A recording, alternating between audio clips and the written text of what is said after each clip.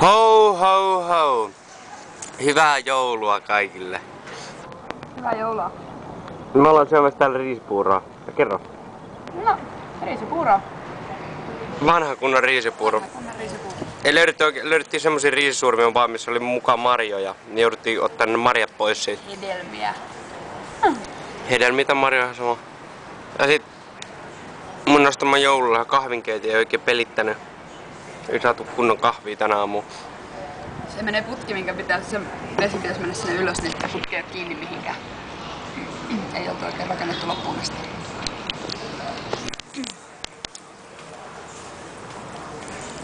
Kilttejä lapsia. Mä vähän jännittää, mitä mä saan joululahjaksi. Ai jaa.